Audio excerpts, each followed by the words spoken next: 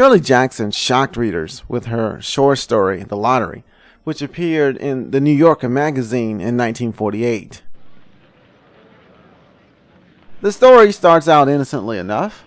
Small-town villagers gather in the center of town to participate in a lottery that's held once a year. Hey, there's lots over here.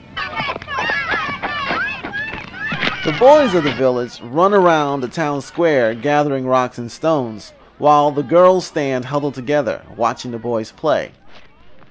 As the crowd grows, the town's leading citizen, Mr. Summers, arrives lugging an old black box, which contains small slips of paper representing the surnames of all the families in the village. Little late today, folks.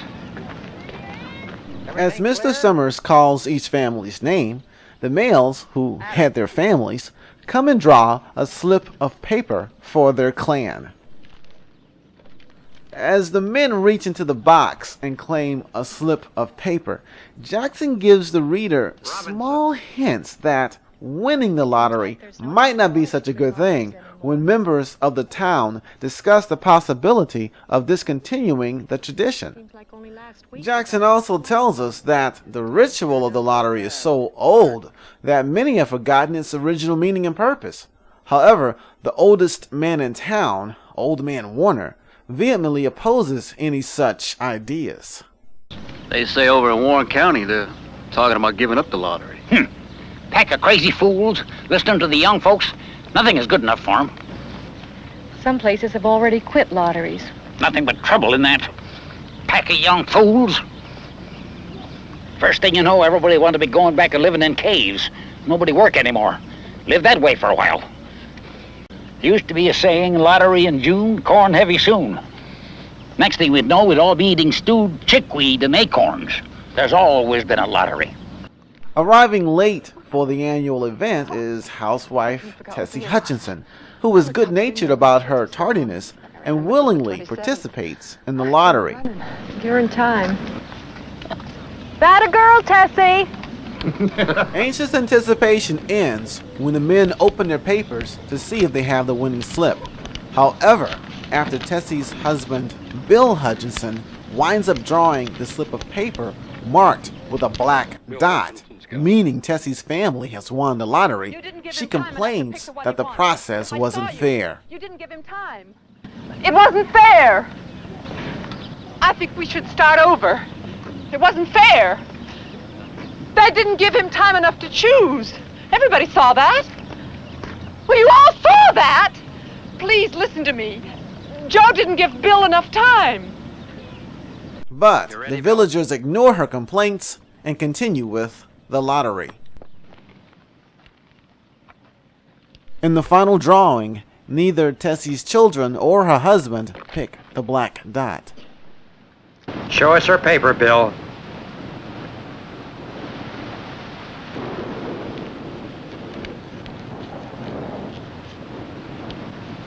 This leaves the villagers with one conclusion. Tessie Hutchinson has won the lottery, and everyone knows what that means.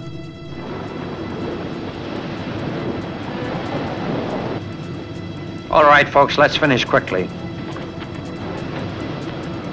What happens next is unthinkable.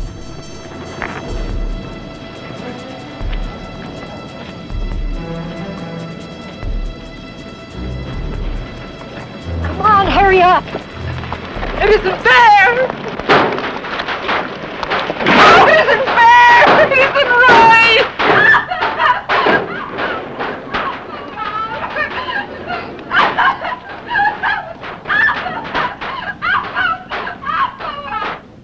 So, what is Jackson trying to convey with this dark and disturbing tale?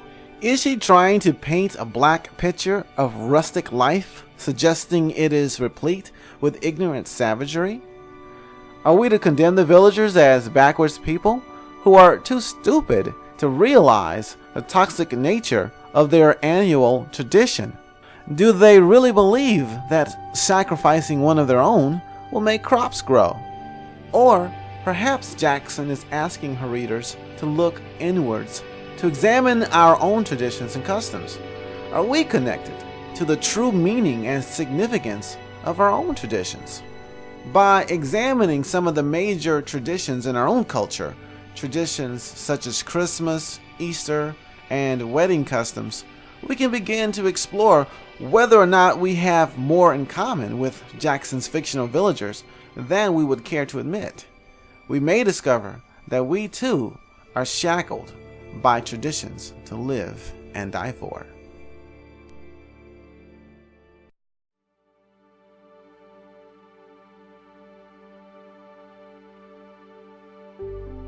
In the United States, many of us enjoy the comforts and marvels of 21st century technology and advancement. But despite our skyscrapers, our computers, and space shuttles, many of our basic traditions are rooted in customs thousands of years old, and they spring from what many Americans would consider mythology. And like the characters in the lottery, we're often disconnected from the origins of our most cherished rituals.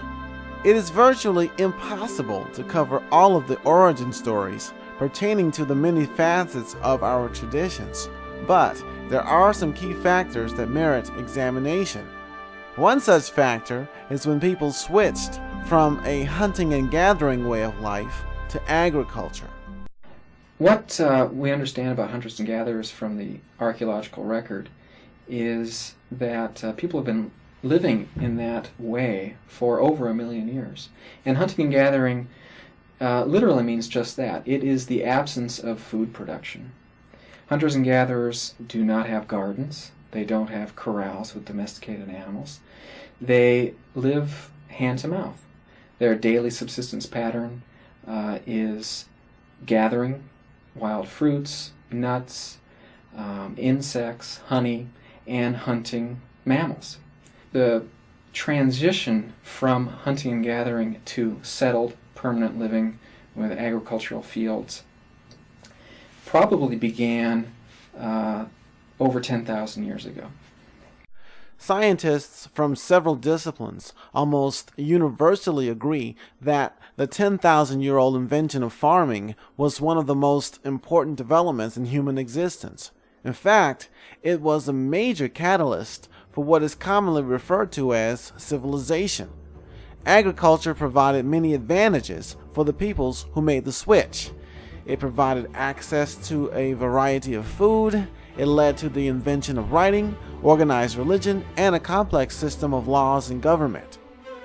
It also gave rise to a higher development of skilled artisans and workers, advancements in science, engineering, medicine and architecture, and military advancements in weaponry and tactics. But despite the popular impression that the invention of farming was all positive, there were some serious drawbacks to the new way of living. Your food source is not something that is a direct and reliable product of your labor necessarily. There is a great degree of uncertainty for agricultural people, especially pre-modern agricultural people. For hunter-gatherers, if food supplies are becoming short, if water supplies are becoming short, if they're having to travel too many miles per day to get to wild game, they can simply, in a matter of minutes, literally, pick up their belongings and move. Make a 10-mile move to a different water hole or to a new area where the game is rich. When people, because of population pressure, started domesticating animals and plants, they were suddenly very much tied to a particular location. They were dependent on the rainfall for their seasonal harvest. They were dependent upon the quality of their food storage technology, which was often compromised.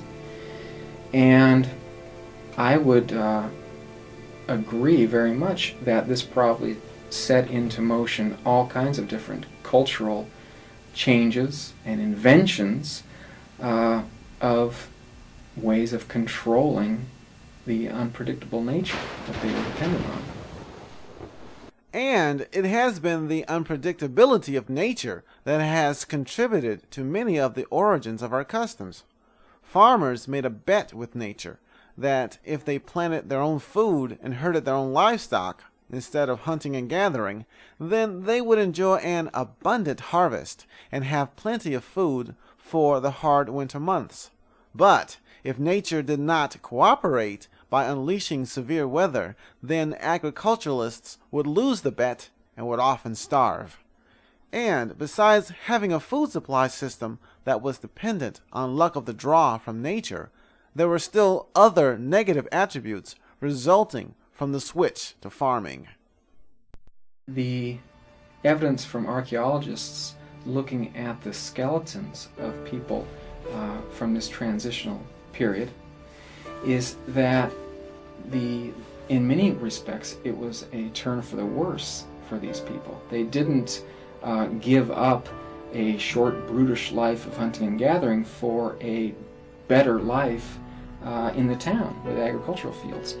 It was a very difficult transition, and the skeletal evidence indicates that people's, in many different kinds of ways, their health got worse. Their lifespans decreased, their incidence of cavities and missing teeth and abscesses increased, their stature decreased, their body weight decreased.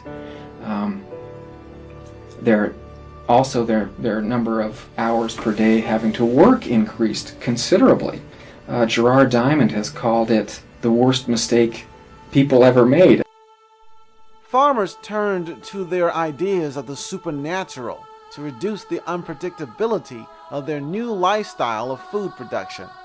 They made bargains with the gods. They reasoned that, as farmers, they were totally dependent on nature, and nature was controlled by gods and goddesses. So they developed rituals to appease and ultimately control the gods and the forces of nature. And since they were dependent on measurable phenomena such as rainfall and sunlight and the fertility of their farmland, much of their deals with the gods dealt with agrarian themes. There is a universal pattern among agrarian people to have rituals centered on food production, and a lot of those deal with rainfall. Most of them believe that there are gods controlling the forces of nature, like rainfall, determining whether or not rain comes or does not. You see among agrarian people a lot of institutionalized rituals around appeasing nature in that respect. Nature was appeased in many ways, but one prevalent method was to offer the gods a sacrifice in exchange for good weather. And the type of sacrifice that people believed the gods preferred was a human sacrifice. And really, human sacrifice ideas are all over the place. The farmers believed that gods required human blood if they were going to play nice. Used to be a saying, lottery in June, corn heavy soon. Although fertility rewards were often the impetus behind human sacrifices to the gods, the ritual killings had multiple meanings and purposes. Human sacrifices were ways in which people could commune with their god and participate in his or her divinity, or they were a means of purging evil from the society via the scapegoat. Sacrifices were made to the gods for all types of blessings, for victory in war, to ward off evil, and even as food for the gods. Of all the life sources on the planet, humans recognize themselves as the most valuable and therefore the worthiest sacrifice for the creators of the universe. In an ironic sense, sacrifices were meant as a way to ease tensions in an uncertain world, to bring order to chaos, to tame God and nature. But of course, that point of view probably depends on which side of the altar you get to stand. Undoubtedly, the origin of the lottery in Jackson's story has its roots in an agrarian-based ritual sacrifice to appease some fertility god or goddess. apparently it's an agricultural community, but it's somehow lost touch with the the mythic or sacramental roots of what they're doing, and they just do it because it's always been done, and it's always been done that way. A reassurance, a dead hand of tradition. I think she's saying something about that. There doesn't seem to be much awareness beyond that. Also included in these agrarian rituals are stories and myths whose purpose is to bring more order to nature's unpredictability by explaining some of the manifestations of nature. Among these are stories that explain the change in seasons. The Greeks used the myth of Demeter, Hades, and Persephone. The Persephone is in the Vale of Enna in Sicily. She picks a beautiful flower that Hades has put there, and as she pulls it out, the earth opens up, and up comes Hades with his chariot and drags her down into the underworld. Demeter goes looking for her. Demeter, however, is so upset that she withdraws fertility from the earth, that nature withers, and it's cold, and nobody has anything to eat as long as she's looking for her daughter, which really takes quite a long time. Eventually, Demeter discovers the whereabouts of her daughter, and since the earth is withering away and humans are dying, Zeus, the king of gods, strikes a deal so that Hades gets to keep his stolen bride half the year, and she gets to stay with Demeter the other half. When Persephone is with her mother, Demeter is happy and showers the earth with bounty. But when Persephone has to return to the underworld, Demeter once again is sad, and she neglects the earth. Her joy represents spring and summer, and her depression represents fall and winter. Demeter's Roman name is Ceres, which, by the way, is where we get the word cereal. A similar myth is the Babylonian story of Tammuz and Ishtar. Ishtar, the queen of heaven, is also forced to journey down into the underworld to retrieve her slain lover, Tammuz. Again, a bargain is struck in which Tammuz must remain in the underworld half the year, and with Ishtar the other half. And this too is used to explain the change of seasons. With agriculture, people developed precise calendars because of the crucial timing involved with planting. Farmers closely monitored the Earth's rotation around the sun, and the calendars marked the summer and winter solstice, the 2 points in which the sun is farthest from the celestial equator. Farmers also used calendars to note the spring equinox, a time when the Earth is tilted so that the sun is directly over the equator, and the length of night and day are equal. Divine importance was assigned to these celestial movements, especially the winter solstice, which occurs on December 21st, and the vernal or spring equinox, which occurs on March 21st. The traditions associated with these dates have evolved throughout the centuries into forms today that are scarcely recognized on the surface, but become apparent once the history of the tradition is examined.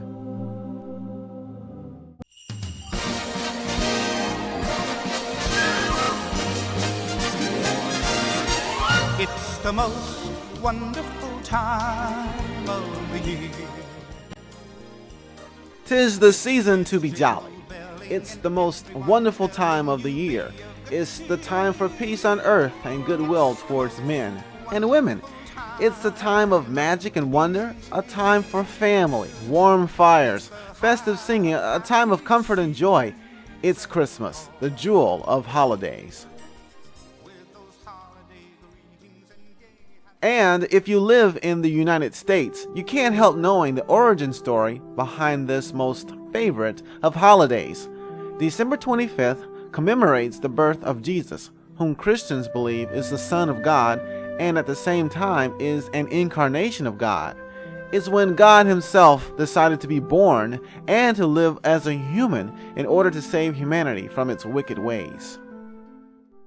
The book of Luke in the Bible describes how God sent the angel Gabriel to tell a virgin named Mary that she had been chosen to give birth to the Son of God. Fear not, Mary, for you have found favor with God. you will conceive and give birth to a son, and you will call his name Jesus.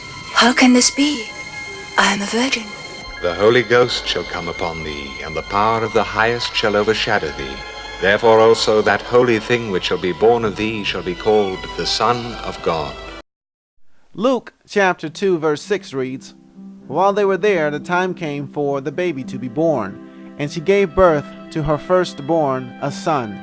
She wrapped him in cloths and placed him in a manger, because there was no room for them in the inn. And there were shepherds living out in the fields nearby, keeping watch over their flocks at night. An angel of the Lord appeared to them, and the glory of the Lord shone around them, and they were terrified. But the angel said to them, 'Do not be afraid. I bring good news of great joy that will be for all the people. Today in the town of David a Savior has been born to you. He is Christ the Lord.'" The shepherds go to Bethlehem and find the Holy Family, and there they glorify and praise God for the birth of Christ. The Gospel of Matthew also mentions Magi who come to worship the Christ child, and they bring him gifts of gold, incense, and myrrh. And since all of these things, according to tradition, happened on December 25th, Christmas is a celebration of the birth of Christ, and the nativity scenes with Joseph and Mary, the shepherds, the baby Jesus in a manger, and the Magi, or the three wise men as they are called, all reflect this glorious occasion. But if this is the origin of Christmas, how do we explain these guys? Dasher, Dancer, Prancer, Vixen, Comet, Cupid, Donner, Blitzen. Santa Claus, his 8 tiny reindeer, plus Rudolph, and all the elves are also synonymous with Christmas, even to the point of displacing Jesus himself.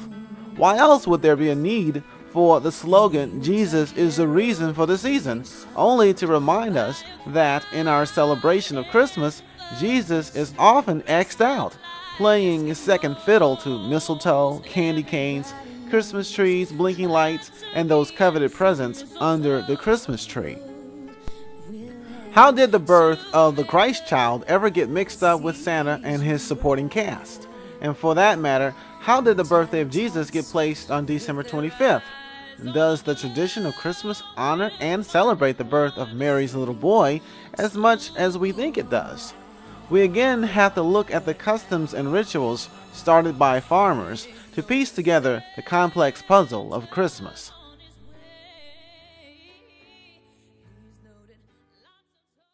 Agrarian cultures became more observant of the heavenly bodies in the universe, and they noticed that during the latter part of what is now the month of December, the days are shorter than the nights. In fact, December 21st is the shortest day of the year. A question began to present itself. What if, unlike the assurance provided in the musical Annie, the sun doesn't come out tomorrow? What if the days keep getting shorter and shorter until there's only night? The fear of a dying sun and eternal night gave rise to solstice rituals all across the globe. Ancient farmers felt that without these rituals, the earth would be doomed and overrun by the forces of darkness. Although the celebrations of different peoples were varied, they all had a common root of celebrating the rebirth of the sun when, after the solstice, the daylight started to last longer. Many, like the Persians, felt that there was a cosmic battle going on between the forces of light and darkness. The Persians held a 12-day festival of rejuvenation, which was celebrated to help their god Marduk defeat the demons of darkness and chaos. The Egyptians had a similar 12-day celebration as well, in which they decorated with green plants. The number 12 is also symbolic of the 12 divisions of the sun, and this is also where we get our notions for the 12 days of Christmas. But for much of the blending of solstice celebrations and the birth of Christ, we have the Romans to thank. Adopting the Persian and Egyptian customs, the Romans decided that the best way to commemorate the rebirth of the sun was to have a party, and those Romans knew how to party.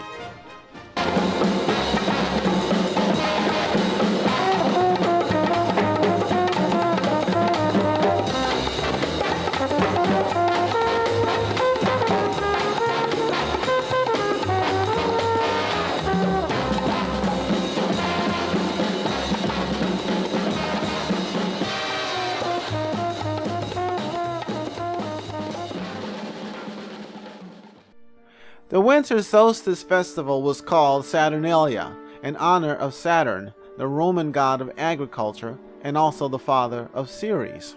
Saturnalia, which took place on December 17th through the 23rd, was a time for feasting, giving gifts, and wild abandon. Government offices, schools, and businesses were all closed. Other Roman celebrations included Brumalia, a winter solstice feast, which took place on December 25th, and the Feast of Sol Invictus, the unconquered sun, which also was observed on December 25th. The birthday of the sun god Mithras, who was imported to Rome from Persia, was also honored on December 25th. All of these so-called pagan festivals got put into an ecumenical blender when the 4th century Roman Emperor Constantine converted to Christianity. According to the legend, he had a dream that he would win a battle if he fought using the sign of the Christ. After totally defeating an army that greatly outnumbered his own, Constantine repealed Roman laws that persecuted Christians and eventually made it the religion of the empire. However, several scholars and historians debate whether Constantine's conversion was genuine, and some argue that his conversion was politically motivated.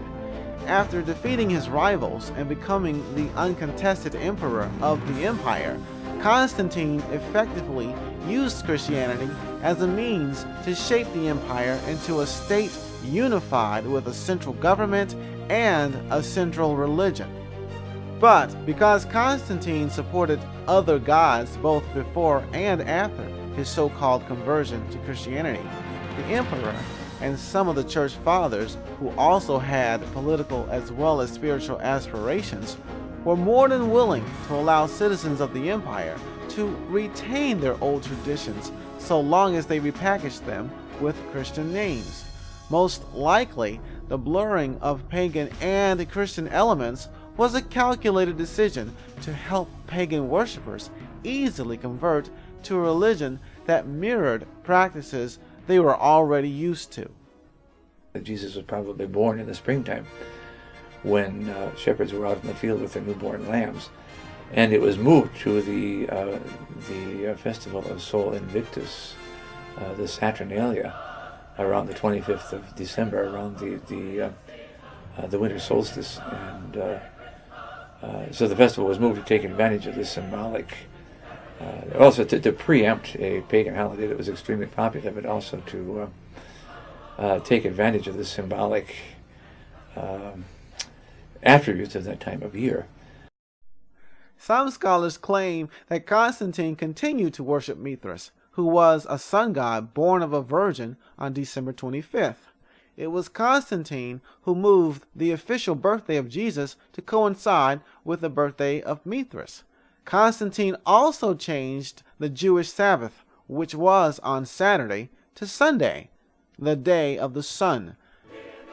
Many argue that the Romans simply remarketed S-U-N worship into S-O-N worship.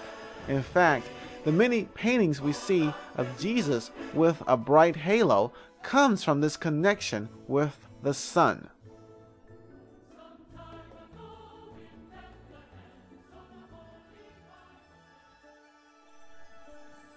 The Christmas tree is another part of the holiday celebration that also seems disconnected from the biblical accounts of the birth of Christ.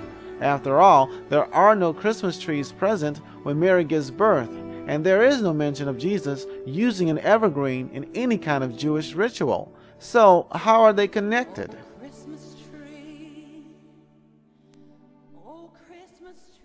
People have long regarded trees as symbols of life, especially evergreens.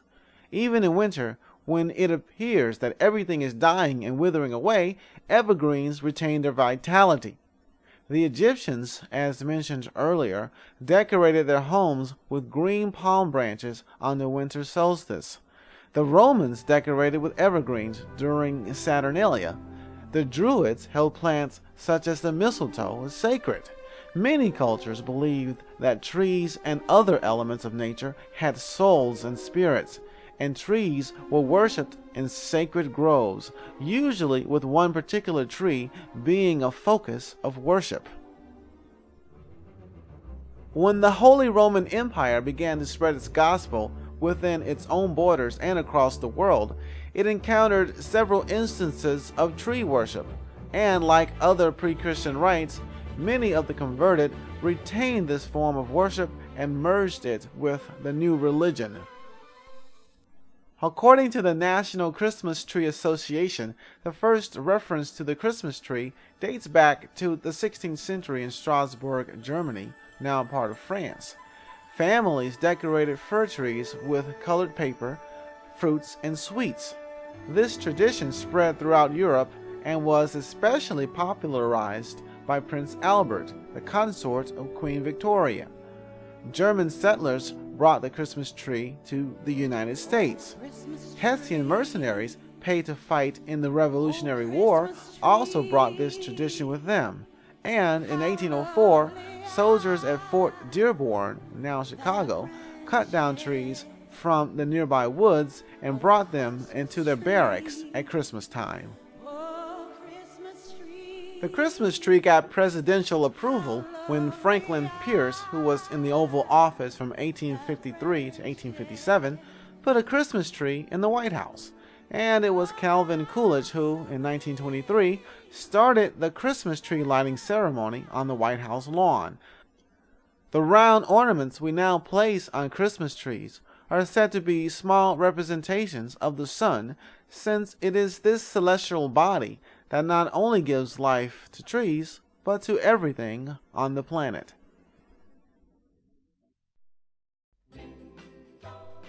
Kissing under the mistletoe is another tradition with deep connections to ancient people's awe of plants that remain green during winter. Followers of the goddess Venus used mistletoe to decorate the temples of Venus, which used priestesses as prostitutes, as a form of goddess worship and as a means of funding the cost of temple operation. The mistletoe symbolically represents the roof of the temple, and accordingly, any woman found underneath that roof or underneath the mistletoe cannot refuse sexual advances. The Druids also believed that the mistletoe, which is an aerial parasitic plant with no roots of its own, had magical healing powers, and they viewed it as a potent fertility symbol. They also believed that when it was held over a woman's head, she lost all power to resist sexual advances. Germanic tribes believed that anyone standing beneath the mistletoe was bestowed with sexual prowess by Freya, the goddess of fertility. Celtic people felt the plant was an ancient fertility symbol representing both the male and female sexual organs. The mistletoe, because of its aerial nature, was also symbolically identified with male sperm.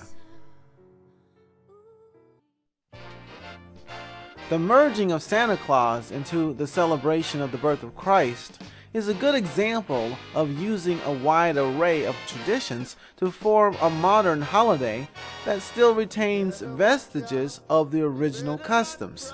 To cover all different origins of Santa would require a documentary exclusively devoted to these traditions, but we can highlight a few. The Santa Claus character originates with a bishop named St. Nicholas of Myra, who lived during the 4th century and during the reign of Emperor Constantine. Legend holds that St. Nicholas performed several miracles, including saving ships from violent seas and raising 3 murdered and dismembered boys from the dead, limbs intact. He was also famous for his giving, once saving poor sisters from being sold into prostitution by secretly dropping bags of gold into their stockings. Throughout Europe, Nicholas became the object of extreme veneration, having a place in Christian hearts second only to Jesus and Mary. This revered bishop was honored with the Feast of St. Nicholas, which was held on December 6th. According to Pastor Richard P. Booker, Because of the gift-giving legends associated with Nicholas, it was held, especially in Belgium and Holland, that on the eve of the feast of St. Nicholas, the bishop himself would come from heaven and visit children in their homes, giving gifts to those who had been good. Nicholas, who was decked out in full ecclesiastical garb, would arrive on a flying gray horse or a white donkey, depending on the custom. In some variations of the legend, he was accompanied by Black Peter, an elf whose job was to punish children who had been bad. Pastor Bucher also says that the legends of Nicholas as a gift giver drew in part from pagan pre-Christian sources. For example, the Teutonic god of the air, Odin, would ride through the air on a gray horse each autumn. So did Nicholas. Odin had a long white beard. So did Nicholas. A sheaf of grain was left in the field for Odin's horse, and children left a wisp of straw in their shoes for Nicholas. Others claim that attributes of the Germanic god Thor, the god of thunder, were transferred to Nicholas. Thor was supposedly elderly and heavy with a long white beard. He rode through the air in a chariot drawn by 2 white goats. He dressed in red. His palace was in the Northland. He was friendly and cheerful. He would come down the chimney into his element, the fire. No definitive correlation has ever been found between the visit of St. Nicholas and pagan gods such as Odin and Thor. However, the similarity is striking and some relationship seems likely. After the Reformation in the 16th century, Protestant leaders abolished the feast of St. Nicholas on the grounds that it took emphasis away from Christ. So, they invented a new character to replace Nicholas, the Christkindl, or the Christ child. They claimed it was this Christkindl who actually brought the presents from heaven, not Nicholas. But, despite the attempts to shift worship to the Christ child, the legend of St. Nicholas continued to prevail, especially among the Dutch. In fact, Kris Kringle became another name associated with St. Nicholas. In the 17th century, Dutch settlers brought their customs of St. Nicholas, whom they called Sinterklaas, to the Dutch colony of New Amsterdam, which was later taken over by the English and renamed New York. The English adopted this legend, and later, in 1822, Dr. Clement Clarke Moore wrote his famous poem, A Visit from St. Nicholas, which of course begins with, "'Twas the night before Christmas, when all through the house not a creature was stirring, not even a mouse." Clement is also responsible for increasing the number of reindeer and giving them their now famous names. It was Clement's description of St. Nicholas and later cartoonist Thomas Nast's depiction of jolly old St. Nick that helped to cement the image we now hold of Santa Claus. Cashing in on the commercial appeal of Santa, the Coca-Cola Company also ran a series of ads featuring a full-sized Santa Claus, not an elf. And the rest is Christmas history, making the original bishop totally unrecognizable in this modern incarnation. Of course, today there is no widespread Christmas tradition that calls for a ritual human sacrifice, but people celebrating the birth of Jesus on the 25th of December with Christmas trees and Santa Claus do share some commonalities with Jackson's villagers. Most are oblivious to what many Christians would consider pagan elements that have been fused into this holiday. The majority simply follow the traditions without any clues to their origin. And even though today we don't routinely stone one of our neighbors to death every December 25th, the over-commercialization of Christmas sacrifices both the pre-Christian and the Christian spiritual connections to the holiday. And it causes many participants to sacrifice the money in their pockets. Retail stores, which earn nearly 50% of their profits between the day after Thanksgiving and Christmas Eve, use marketing tactics to convince people that parting with money is synonymous with Christmas spirit, and people often overspend and go into debt simply to fulfill this commercially oriented ritual.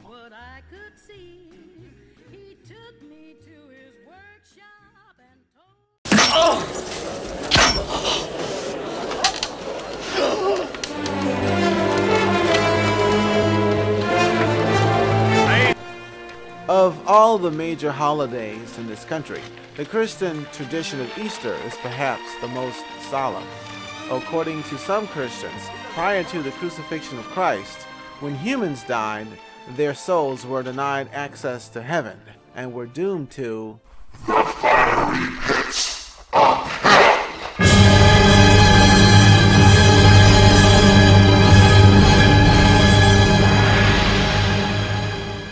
Hell, it's a place that is dark and hot. It's a place of punishment. It is intense heat, more than we could imagine being experienced in this life. A place of pain and suffering. The soul is on fire, being tortured for eternity. So it's again a burning, painful sensation, something that we probably couldn't imagine. Having all souls ending up in such an unimaginable place of torture seemed cosmically unfair, especially when the alternative was heavenly bliss. Heaven, on the other hand, is a place of joy. Heaven is where God is. It's to be in the presence of God, to experience the joy of God. Heaven is a very bright place, according to Scripture, and also a very beautiful place. Walls of jasper, streets of gold, fountain of crystal, a place where angels sing praises to God. Some Christians believe that to allow good people the chance to experience heaven, God sent himself in the form of Jesus to be offered up as a blood sacrifice. And so Jesus became that blood sacrifice. He shed his pure, innocent blood on the cross that our sins would be forgiven as humans. He was the sacrifice so that we could get into heaven, and thereby doing us an unfathomable favor of love in sacrificing himself. He died for all that. He died for our wrongdoings, for our evilness, and for our sins. And so, yes, it was the greatest favor that in the universe anybody could do. The Easter holiday is designed to commemorate Jesus' crucifixion on the cross and his subsequent resurrection 3 days later. It is his death and resurrection that shapes the cornerstone of Christian belief. It is the reason why he was born in the first place. Some Christians believe that the threat of souls ending up in hell still exists. But because Jesus came and gave us the gift of his life, we're able to receive him and go to heaven. And how is this unimaginable favor of allowing souls into heaven celebrated by Christians? First of all, the holiday is named Easter. But why is it called Easter? Why do we call Easter Easter? Why do we call Easter Easter?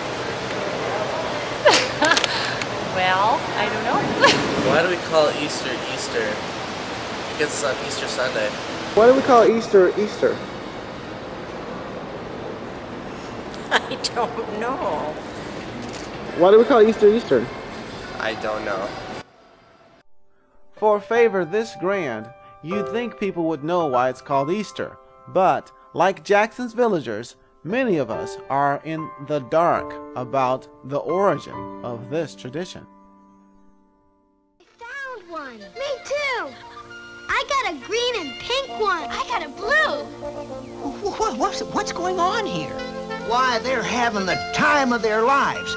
Those eggs came a-flying out of the sky and hid themselves good and proper. So Everybody in Kidville came out here. How did the crucifixion and resurrection of Christ wind up being connected and sometimes overshadowed by this guy, the Easter Bunny, and his Easter eggs?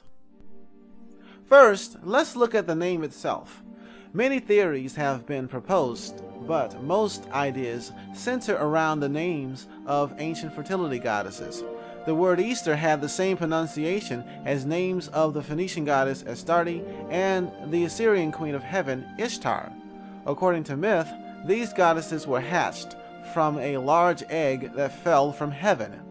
Other goddesses associated with the name include Isis, Aphrodite, and Teutonic goddesses such as Astara and Aostre.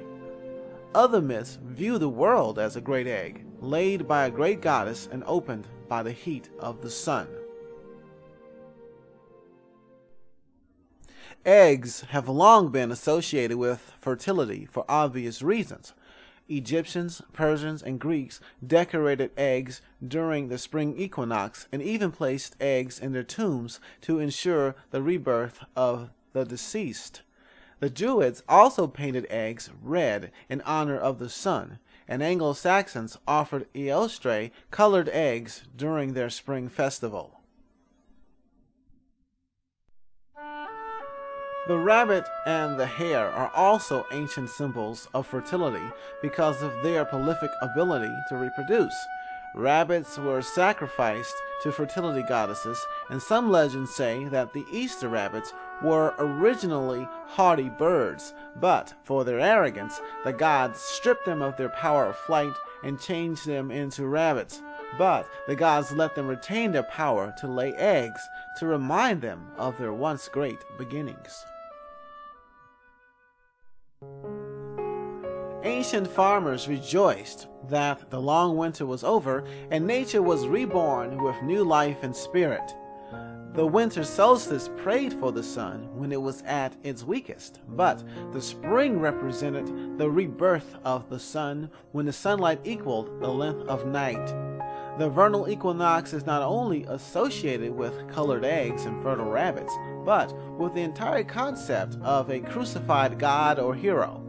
Similar to the ceremonies dealing with human sacrifice and the winter solstice, the spring rituals featuring a dying god were designed to explain the world and to influence nature. Like the tradition in the lottery, human sacrifice or spilling blood for fertility also played a key role in these ancient rites.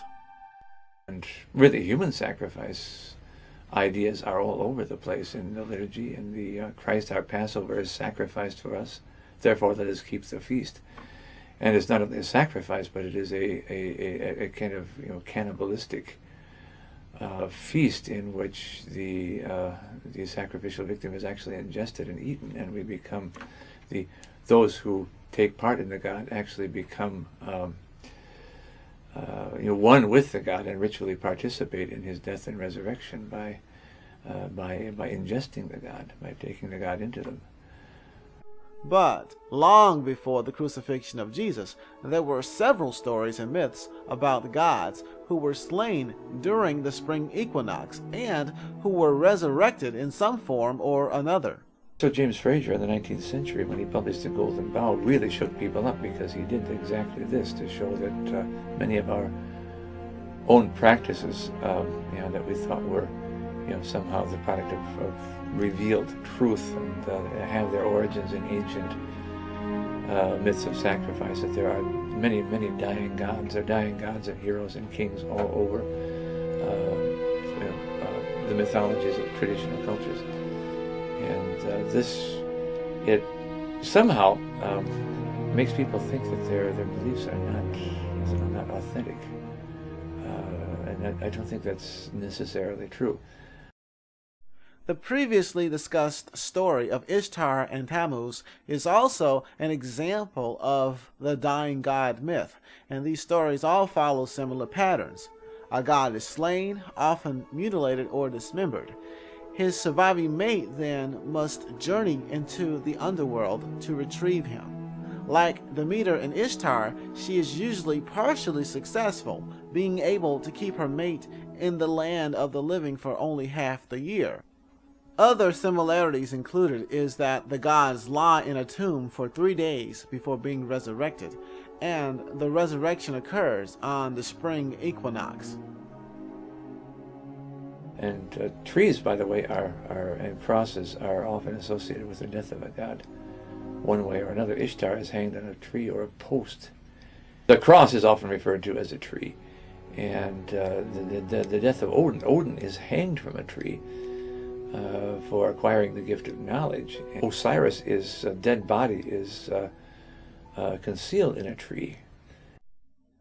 The story of Attis, which predates the Jesus story by several centuries, is a prime example of how pre-Christian mythology has influenced the Easter tradition.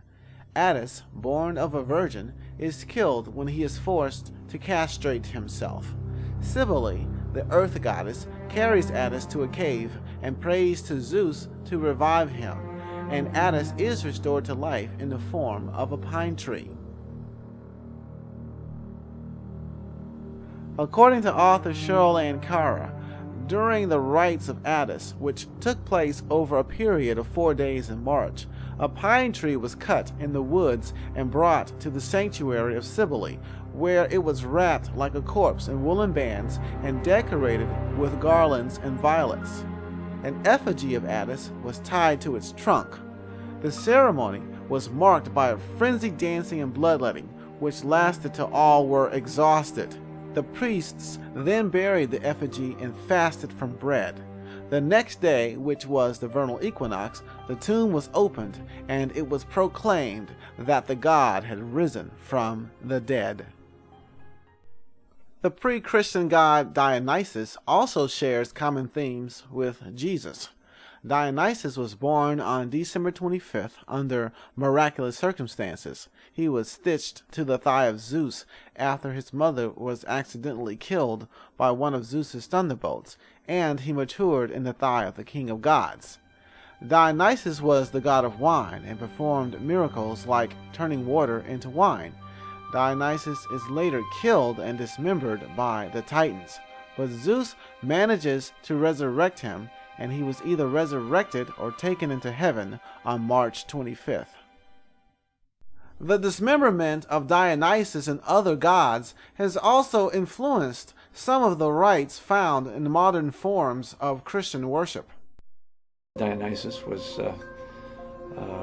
killed and dismembered, and Osiris was also killed and at one point dismembered, and his pieces strewn about the land of Egypt in 14 different places. And well, for that matter, yesterday in church, the priest held up the Eucharist, the consecrated bread, which had been transformed into the mystical body of Christ, and we sang the congregation sang a Eucharistic hymn, and he broke the bread and distributed it to the congregation.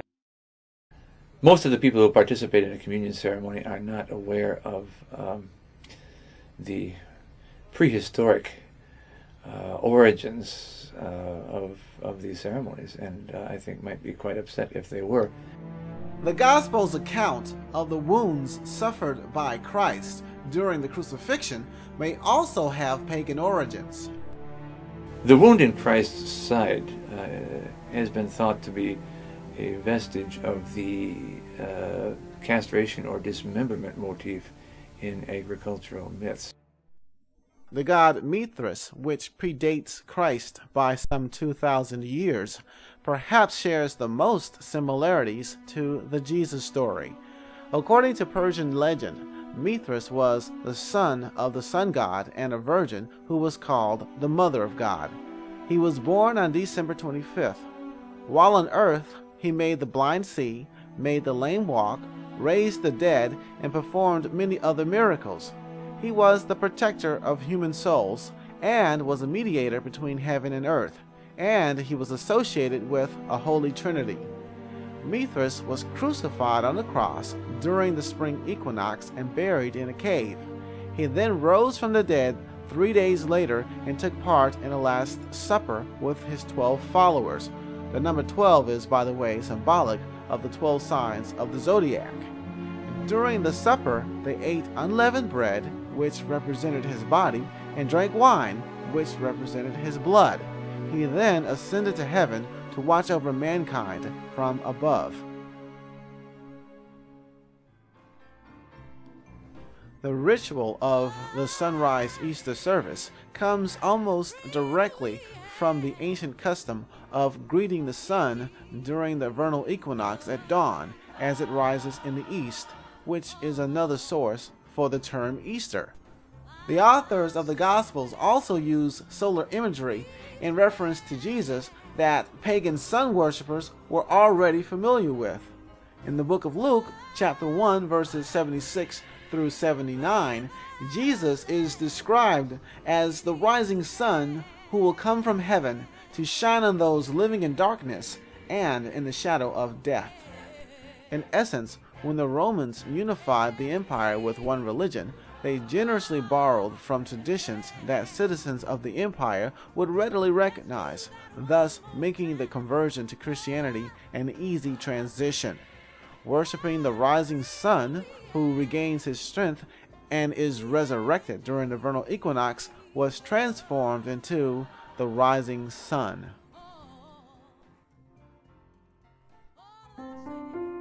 Because we, like the villagers in Jackson's short story, are unaware of the origins behind our rituals, we are often unable to truly appreciate the rich and deep meanings associated with them. Examining why we engage in our rituals only helps us to make informed decisions about what the traditions really mean to our own lives. Instead of being on automatic pilot, we can actively participate in our customs and help to shape the continued or the new directions of our holidays.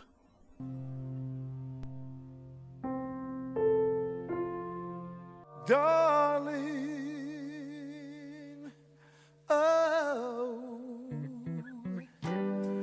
when we get married. Ask a bride-to-be what kind of wedding she wants, and the majority of them will say she wants a traditional wedding. Almost every aspect of our society screams that a traditional white wedding is the only way to go. From her family and friends to bridal magazines, television, movies, and now even wedding internet sites, the overwhelming vote is to make weddings grand and exquisite, which of course means having a traditional wedding. But what are the traditions behind a traditional wedding? Where do they come from and what do they really mean?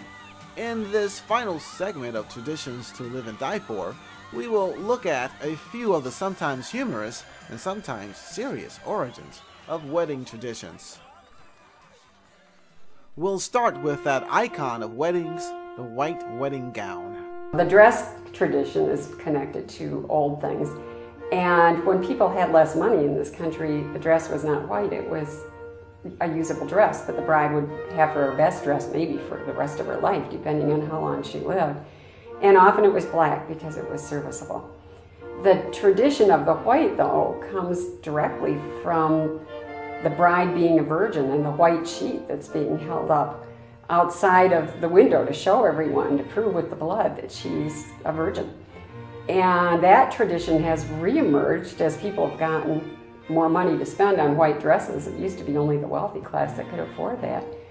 And somehow it's lost its connection to, in some ways, the blood. No one expects that tradition here anyway, but the purity that is associated with the white is still an issue.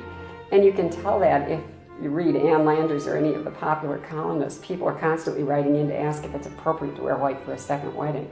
Meaning, if I'm not a virgin, is it okay? And people know I'm not a virgin more than that, not just am I. So that tradition is, of course, connected to the male possession of the woman as his. He's the first one, he owns her, and that's very symbolic. Some of those things most people know nothing about. Most brides, I think, would say the white is associated with the joyful occasion. It makes me look like a bride. I don't think that we're deeply connected to the original meanings, but if you start talking to someone, the purity issue probably would come up. Other origins of the white dress dates to 1499, when Anne of Brittany wore a white gown in her marriage to Louis XII of France. However, many believe it was Queen Victoria of England who popularized the use of a white gown when she wore one in her royal wedding to Prince Albert in 1840. Victorian women started getting married in white dresses to show that they were affluent enough to buy a dress they only planned to use once. The bride's wedding veil stems from several traditions. In some cultures, it represents the bride's submission to her husband. Other stories say the veil was used when most marriages were arranged, and neither the bride or groom laid eyes on one another until the wedding ceremony. Sometimes a groom who didn't approve of his prospective bride's looks would leave her at the altar, so veils were used to obscure the bride's face until the ceremony was over, hence the tradition of the groom lifting the veil after the vows. Another tradition holds that veils were used to protect the bride from evil spirits who might be hovering over the ceremony. Some of the earliest traditions probably go back to the bride stealing tradition, when before the bride had any choice, she literally was kidnapped. Or the bride selling tradition, which is still very active. So I think there are some negative connotations to parts of the ceremony. Bride kidnapping gave rise to several traditions, including the honeymoon.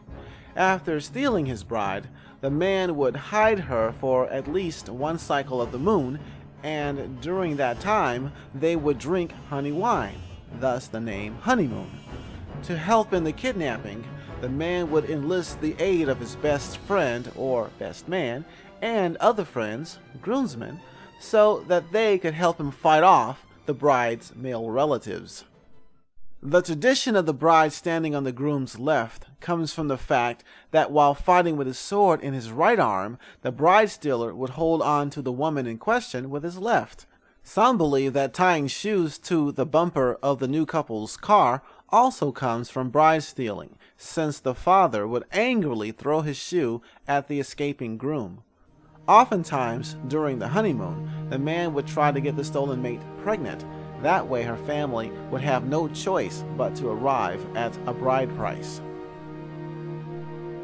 The Romans believed that evil spirits might try and kidnap a bride on her wedding day, so she invited her close friends to dress in a similar fashion to confuse the spirits. These bridesmaids were also used to fend off unsavory suitors or bride stealers, leaving the bride only for her groom. Wedding rings are an ancient tradition found in many cultures. Rings are circular and unbroken, as should be the bonds of marriage, and gold rings were preferred because they symbolize purity. Or the ring was traditionally, I think, just for the bride, to indicate that she was the property of someone. The father walking the bride down the aisle and giving her away has its roots in brides being sold, in some cultures, for their weight in gold. Of course, the bride's father leading her down the aisle means that he's giving her away, and it's his right to give her away. And of course, the bride taking the groom's last name is a vestige of the bride being viewed as property. First her father's property, and now her husband's. But today it isn't necessarily the sometimes unsavory origins of the wedding traditions that cause problems. It's the extremes some people go through to preserve them. My concern with the whole thing is that it has an impact on people that's not positive. I've seen friends get lost over weddings, families broken up, people weeping, people spending way more money than they have on these things. One of my daughters didn't even want to have a regular wedding to begin with because of those things that she'd witnessed in other weddings. It becomes a very stressful occasion. The people who helped with our wedding and served things remarked that it was a very relaxed environment because we were in our own home, and they're used to people being so stressed out that they have a hard time functioning at some of the weddings. It's gotten to be a production in many cases instead of something of value. And I think that's sad. But society continues to echo that if a wedding fails to meet a certain standard of luxury, style, and opulence, then it just isn't a perfect wedding. People put a lot of weight on the things they're going to be wearing, on the props. Lots of weight on the props. I think a lot of people would say that the biggest burden is probably a financial one because weddings have gotten so out of hand.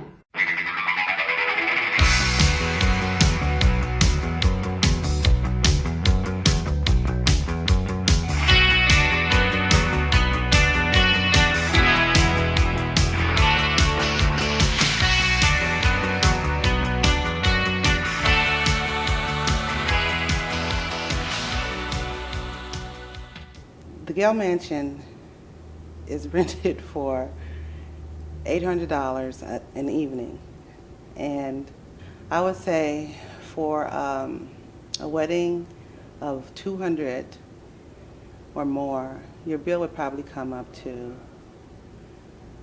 about, I would say, $5,000 to $6,000.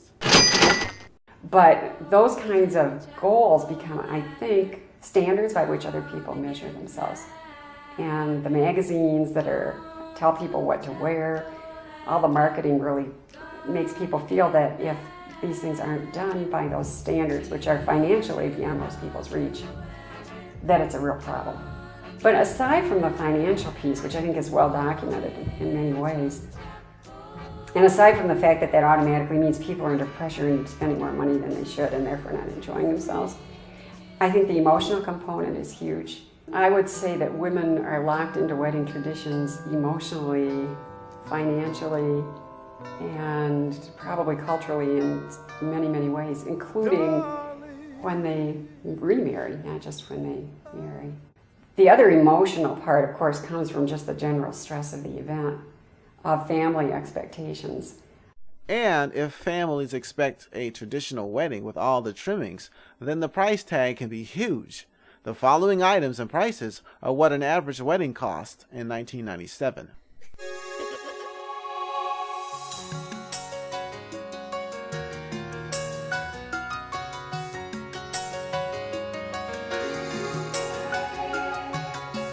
Just girl to boy,